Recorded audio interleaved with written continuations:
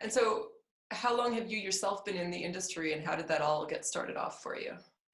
Well, I don't really remember a time that I wasn't, playing with gems and whatnot and working with my dad and, getting a little nosy and getting in there and what's this and what's that and what's this and what's that.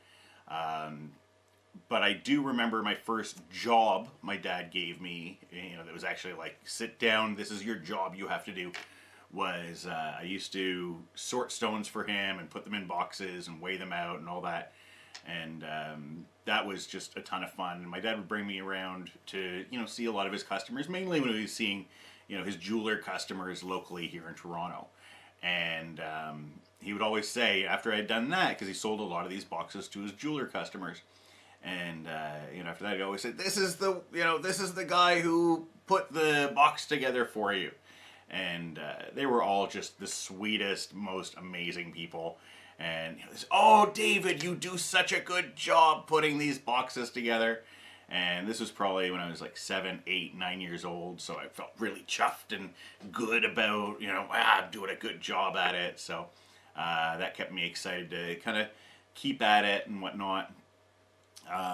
Then when I was 13, my dad got me my first job not working for him. And that was actually working at a gold casting house.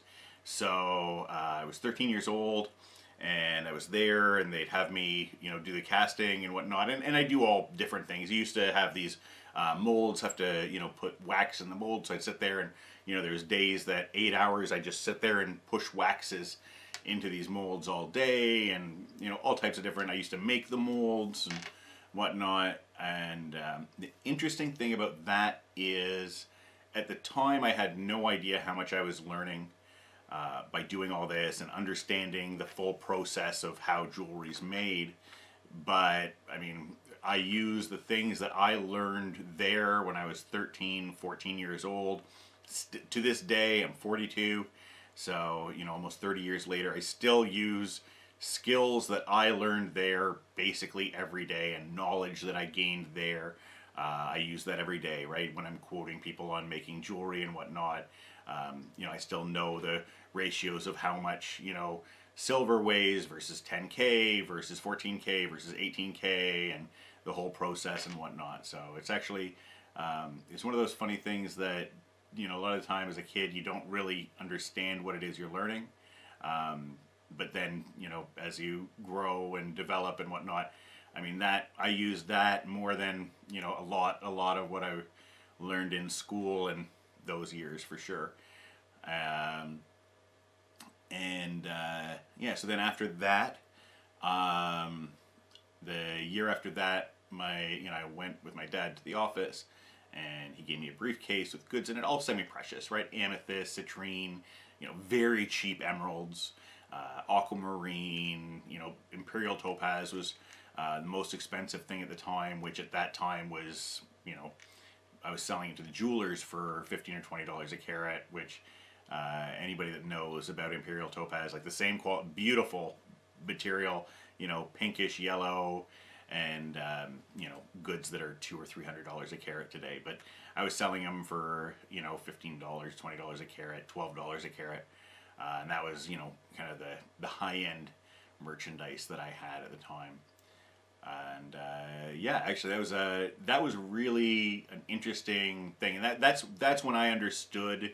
I think, and I didn't know it at the time consciously, but I definitely understood that working for myself and buying and selling gems was the job for me. I loved meeting people and going to people's stores and to their booths. There used to be a lot of money exchanges and whatnot, or jewelry exchanges, where you go to these jewelry exchanges and there'd be 20 people in there, and I'd go from one to the next and yeah, it was pretty cool to have people calling me. I had my parents got me a pager because of that, and then I had my high school vice principal pulled me in because every day at lunch, especially in like September, October, November, right when I had been working, the whole summer before, uh, the principal called me in because I'd be getting pages, and then at lunchtime I'd be going with a pocket full of quarters and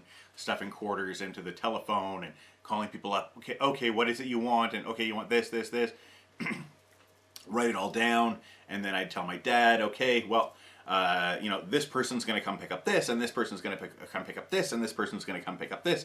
And funny enough, I mean, my dad was really good about it, but he wasn't, I mean, the level that he was doing business at was not the same kind of level. So people were coming in and picking up $30 and $50 and $100. And he ended up having to say to me eventually, okay, look, if you're not working in the office, you can't be taking orders from people. But my vice principal called me into the office because I'm getting all these pages and I'm on the phone, and she said, David, you're selling drugs, aren't you? And I was like, no, what do you mean? And she said, well, why else would you have a pager? And why would you be on the phone every lunch hour? I've been watching you. And I said, no, like, I sell gems. And she looks at me. I'm not stupid, David. You think I believe that you're selling gems? Yeah, that's totally what I'm doing. And I actually pulled out a business card, and I'm like, look. And she said, well, what if we brought your parents in here? What would they have to say? And I said, they'd say I sell gems. And she called up my mom on she called the house, but she called my mom, and Mrs. Sod, yeah, and she said, I have David in here, and I have some questions. Didn't you know that David has a pager? And my mom said, well, yeah, of course I know that David has a pager. We bought him the pager. How could he get a pager if we didn't get it for him? And she said, do you know what David's doing with that pager? And my mom tells a story that she just didn't even really have a reply. She said, using it to stay in touch with people. I don't know. And she said, he's been using it to sell drugs. Every day at lunchtime, he's going and he's using the phone, almost the entire lunchtime. And he's in there, and other people can't use it. And I'm sure that he's setting up drug deals. And, my mom said, no, he's really, he sells gems. That really is what he does. And I talked to my mom, she said, well, do you want to, I guess my mom said, do you want to talk to, can I talk to David? And I got the phone, and my mom says, well, why is she bothering you? And I said, she thinks I'm selling drugs. And she said, well, what are you doing on the phone at lunch the whole time? And I said, no, like, people are calling me, they want stones, like they need like 2 7x5 oval amethyst or this or that or the other thing. And she said, oh, okay, do you have the paper you write that on? And I said, yeah. And she said, just show that to your vice principal. And I pull out, like, scrap of paper, school line paper, and it's like, Anthony, 7x5 oval amethyst. Dean needs, a 3mm, a 4mm, a 5mm emerald, and this and that and the other thing. I'm like, okay, well, here, this is what I have. I can't remember her name, but this is what I have. This is what I'm doing. And she looks at it and she says, "Are you really? You're selling gems?" And I said, "Yeah." And she said, "Do you sell jewelry too?" And it was just the most ridiculous thing that I went from being in the vice principal's office to selling her a pair of amethyst earrings.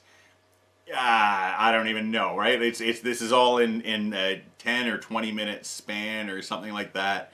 And it's almost just like the most ridiculous story you can possibly come up with, right? That here I am, she's thinking she's getting me in trouble. And I was really, I felt bad after a while, but I'm really confused as to why any of this is happening. So anyway, that's that story there, and that's when I was a teenager. I then went to Sheridan College for advertising. Graduated with an advertising diploma from there, and tried a couple of other little jobs here and there. And like I had said earlier, I think I realized, you know, when I was buying and selling, and you know, I really enjoyed going and seeing people and meeting them, and you know, just doing deals and wheeling and dealing. Um, so I asked my dad. I said, you know, Dad, do you mind if, you know, I try coming back and working with you again as a dealer? He said, yeah, of course. Right. Of course you can come work with me.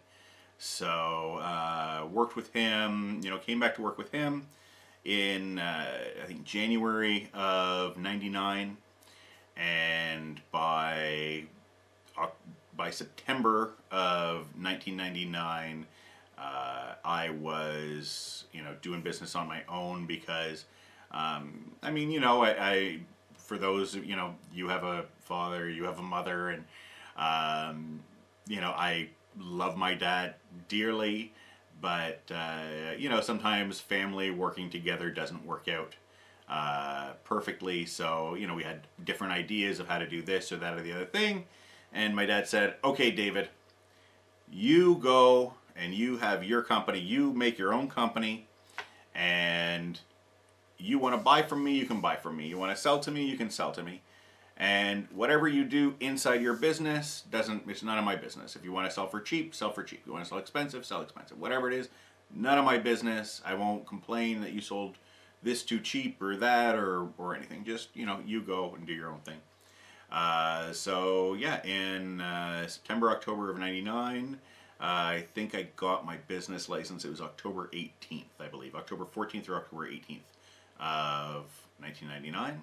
And yeah, that's when Skyjems was born as a internet company, internet-based gemstone business, and yeah, I've been doing it. I've been online since 1999 when I started on my own.